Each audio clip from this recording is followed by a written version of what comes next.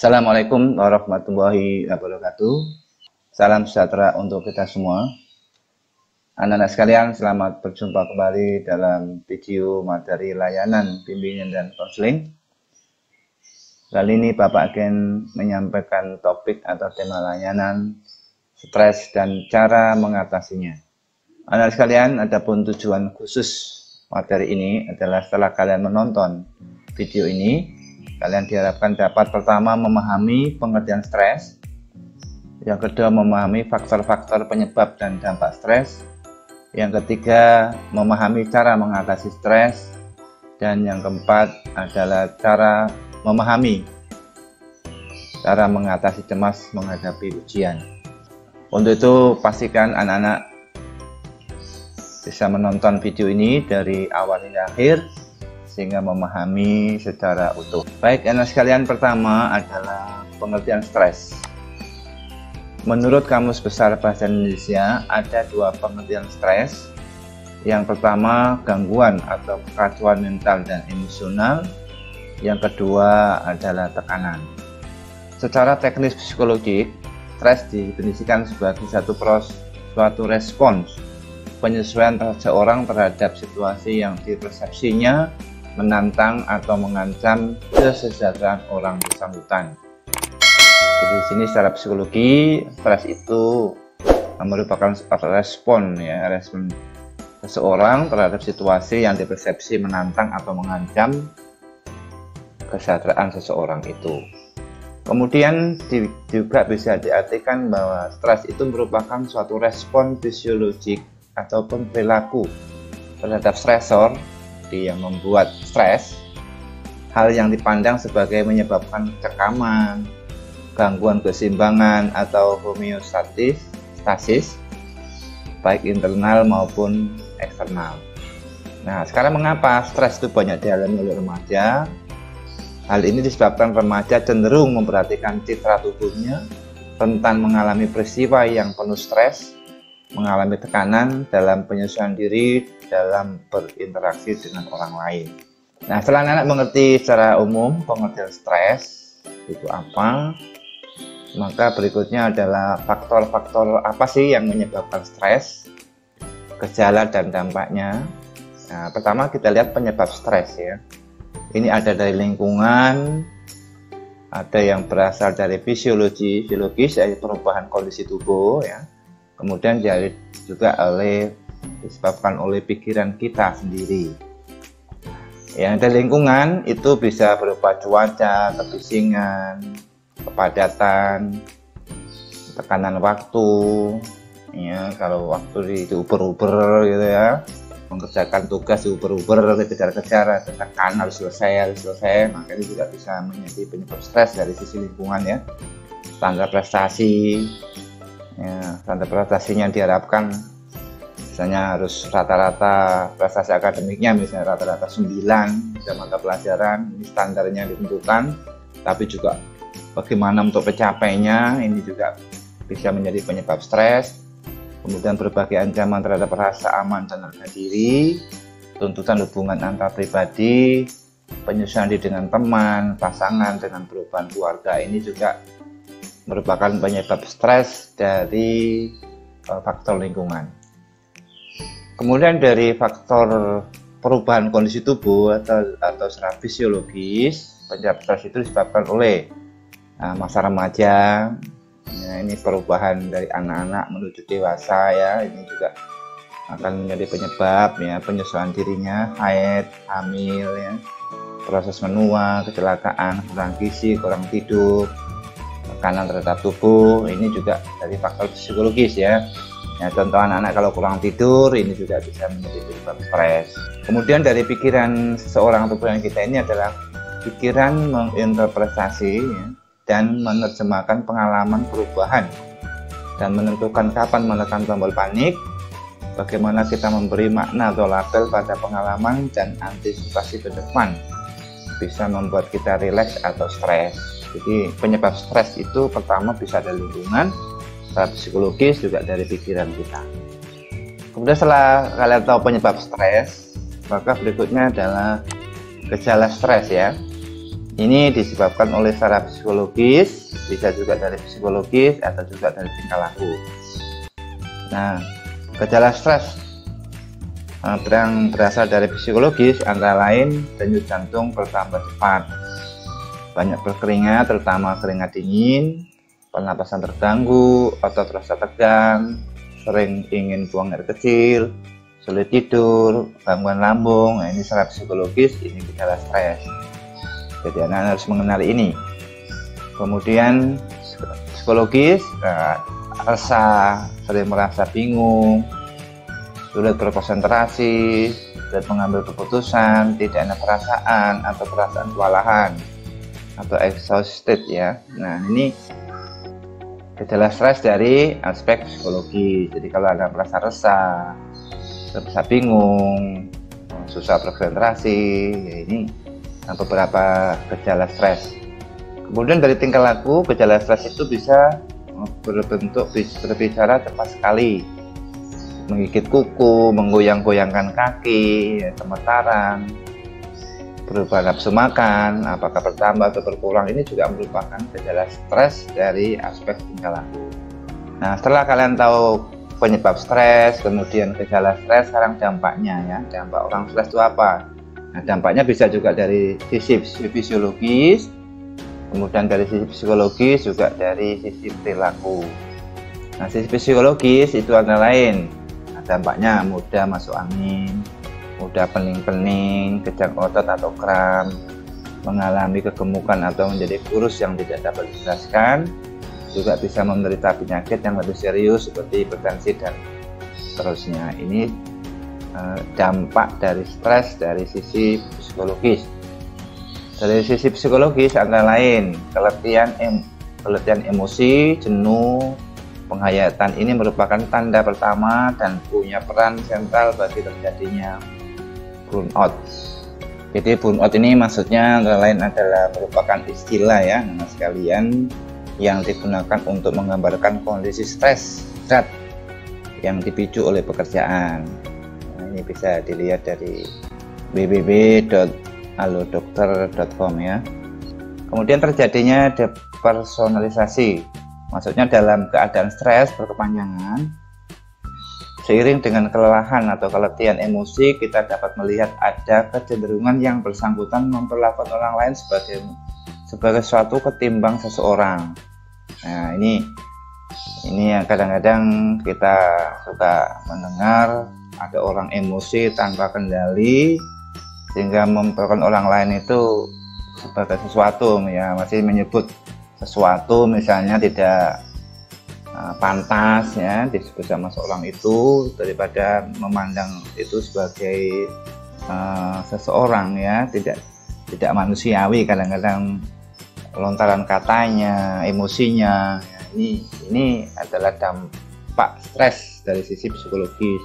Kemudian pencapaian pribadi yang bersangkutan menurun sehingga berakibat pula menurunnya rasa kompeten dan rasa sukses. Jadi dampak stres ini yang berikutnya itu adalah pencapaian pribadinya menurun. Nah, menurunnya itu bisa kompetensinya, rasa suksesnya, ada semacam penurunan. Kemudian dampak stres dari sisi perilaku adalah manakala stres menjadi distress. Nah, intinya sudah stres yang sangat berat ya, yang sudah bersifat negatif, ini distress ya. Prestasi belajar menurun dan sering terjadi tingkah laku yang tidak diterima oleh masyarakat. Jadi stres yang dianggap itu gejala atau penyebabnya sudah ketahui, tapi di stresnya berlebihan berat ya, di stres ini prestasi belajarnya bisa menurun. Jadi stres yang sangat berat. Kemudian level stres yang cukup tinggi berdampak negatif pada kemampuan mengingat informasi, mengambil keputusan, kemudian langkah-langkah tepat. Artinya dengan stres dampaknya itu apabila levelnya sudah tinggi, cukup tinggi, maka kemampuan mengingat informasinya juga berkurang ya. Mengambil keputusan juga tidak tepat dan langkah-langkahnya juga tidak tepat. Kemudian kalau misalkan mahasiswa yang over stress, jadi stres yang berlebihan, stres berat seringkali banyak membolos atau tidak aktif mengikuti kegiatan pembelajaran. Jadi kalau siswa, kalau diantarkan ada yang stresnya berat, Ini bisa berdampak kepada kerajinan kalian ya. Di sini dikatakan banyak membolos atau tidak aktif. Nah, jadi kalau ada gejala tidak aktif, belajar, sering males-malesan, ini kalian bisa koreksi bahwa apakah ini yang merupakan dampak stres atau bukan. Itu kalian yang tahu ya. Nah, baik, setelah kalian mengetahui faktor-faktor penyebab stres, gejala dan dampaknya, maka berikutnya adalah cara mengatasi stres. Nah, ini diambil dengan kata stres itu diurai ya, S T R E S S ini. Coba kita lihat, S-nya adalah study skill ya, study skill atau skill belajar. Maksudnya adalah agar tidak menjadi stres, sesungguhnya mahasiswa atau siswa perlu memiliki berbagai skill belajar yang sesuai, sehingga di sini dikatakan saya bisa belajar secara efektif tetapi juga efisien dalam menggunakan daya dan waktu serta sumber lainnya. Jadi kalau kalian memang punya skill belajar yang sesuai, maka kalian diharapkan bisa efektif dalam belajar, menggunakan daya, kekuatan, dan kemampuan serta waktu sumber lainnya untuk belajar. Jadi di sini diminta kalian bisa memiliki berbagai kemampuan belajar. Bagaimana memanage waktu dengan baik, tenaga dan lain sebagainya. Itu skill ya, skill belajar harus punya. Kemudian dalam mengatasi stres, huruf T ya, tempo, time management. Maksudnya di sini adalah selain skill belajar, skill penting yang juga perlu Anda kuasai untuk menangani stres adalah manajemen waktu. Untuk keperluan tersebut, siswa perlu memiliki paradigma waktu yang tepat. Nah, di sini artinya kalian bisa mengatur waktu. Kapan belajar, kapan bermain, kapan istirahat, kapan membantu orang tua. Ya, itu di sini kalian harus pandai-pandai. Jadi selain skill belajar, kalian juga harus mampu memanage waktu ya, mengatur waktu ya. Kemudian R-nya ada rehat, rest atau istirahat ya. Di sini adalah tubuh kita secara default, by default memerlukan jeda istirahat. Jadi kita ini pada rekannya ya, tubuh kita perlu istirahat ya. Kita perlu belajar bagaimana speeding up, jadi bagaimana mempercepat, tetapi juga arif dan terampil untuk slowing down. Nah, jadi bisa kalau kita bagaimana bisa belajar cepat, bagaimana dengan slow ya. Itu kita harus terampil itu memainkannya itu. Bila kita tidak memiliki keterampilan istirahat, leisure atau santai, bukan leha-leha, maka besar kemungkinan kita mengalami stres. Nah, jadi artinya di sini tubuh kita perlu istirahat. Kapan kita harus belajar dengan cepat, kapan harus santai, itu harus bisa ya, harus terampil. Kemudian yang E-nya adalah eating and exercise, makan dan olahraga kebugaran. Nah, tubuh kita membutuhkan asupan yang seimbang, tetapi juga exercise yang memadai agar bisa bugar ya. Jadi bagaimana bisa latihan, olahraga, nah, itu juga perlu diperhatikan. Kemudian S-nya self talk, percakapan kalbu. Maksudnya dalam menangani stres kita perlu bisa secara sadar mengganti isi percakapan yang tidak mendukung dengan kalimat yang bisa mendukung kita. Langkah ini biasa disebut percakapan kalbu. Stop, ganti yang bisa kita latihkan diri kita. Jadi misalnya kalian itu biasa tidur malam. Nah, tidur malamnya itu tidak berguna, hanya nonton, hanya begadang. Kemudian hati kalian mengatakan bahwa kalau saya selalu begini, selalu begadang, selalu nonton TV yang gak ada gunanya, kapan saya belajarnya, kapan saya jadi orang sukses. Hatimu mengatakan stop begadang, stop menonton yang tidak berguna, stop main game. Nah, diganti dengan yang positif. Saya akan belajar, saya akan tidak begadang, saya harus rutin waktu. Nah, ini maksudnya adalah percakapan kalbu ya. Hati kalian itu mengatakan begitu, stop begadang, stop bermain. Nah, gitu. Karena kalian sudah punya pikiran saya harus menjadi orang sukses. Jadi kalian harus bisa latihkan dirimu untuk bisa lebih baik. Kalbu kalian, hati kamu ini bicara ya.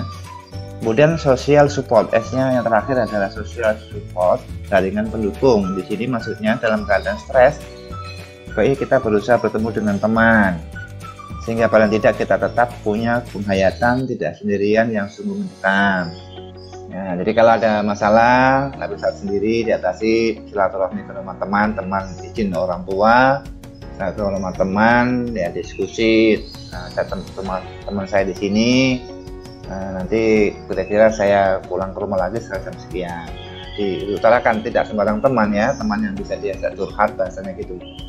Nah, kalau ingin yang lebih orang tua, apakah di sekolah bisa kepada guru BK, kepada guru wali kelas, kepada guru-guru yang bapak ibu guru yang bisa mendukung ya, bisa memberikan arahan dari solusi bagaimana agar tidak stres.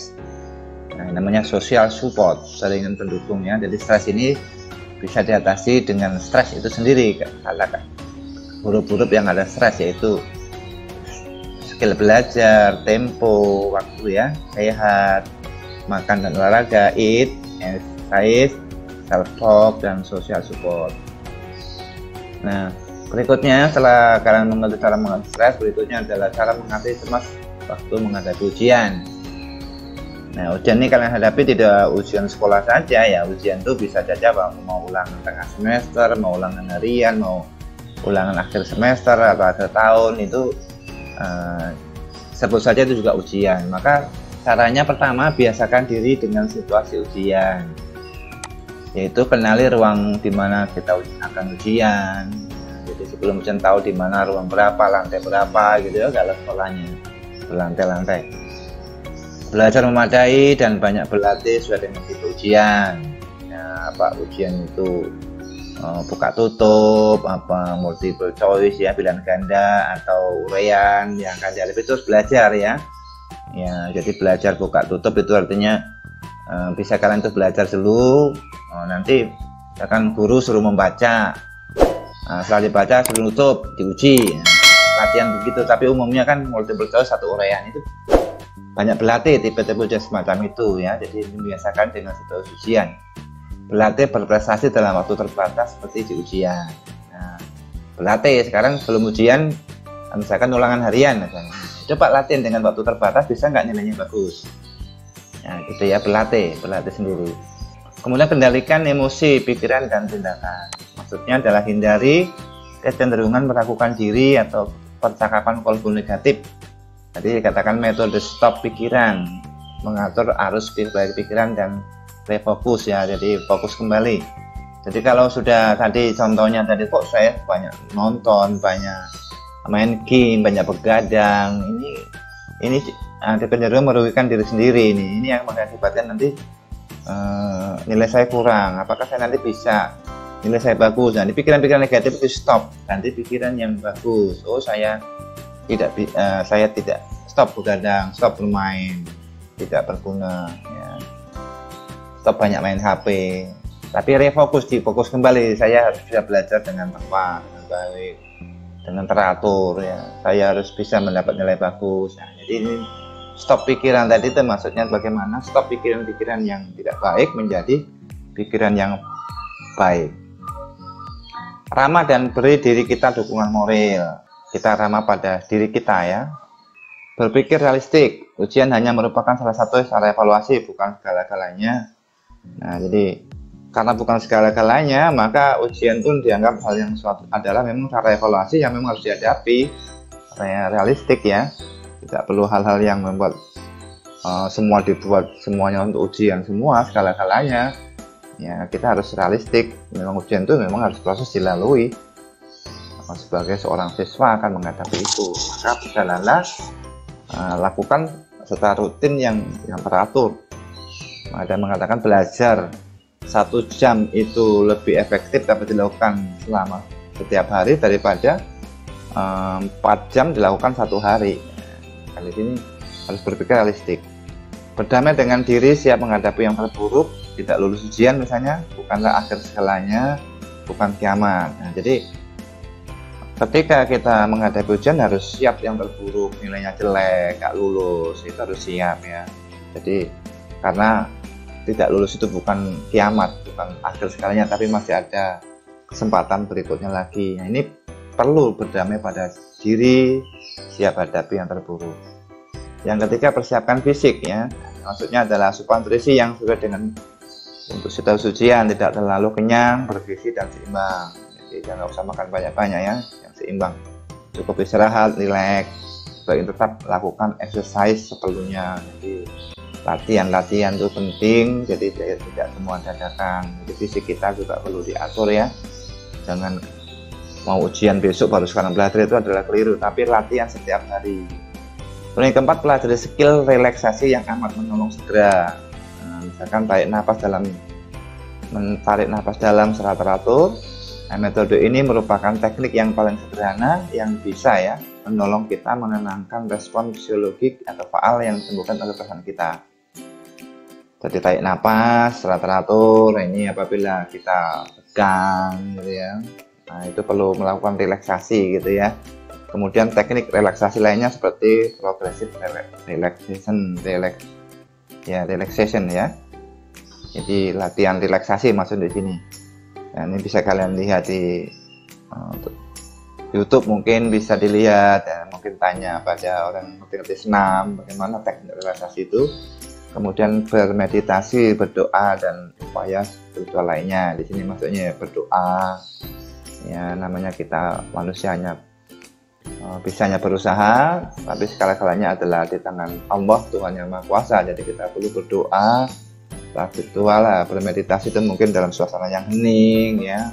Apa kalian harus bangun malam misalnya gitu, suasana yang hening, berdoa supaya benar-benar diberikan kemudahan menghadapi ujian. Nah, baik anak sekalian, saya kira ini yang bisa Bapak sampaikan dalam tema ini. Mudah-mudahan bisa kita jumpa lagi dan bermanfaat. Kurang lebihnya mohon maaf. Assalamualaikum warahmatullahi wabarakatuh.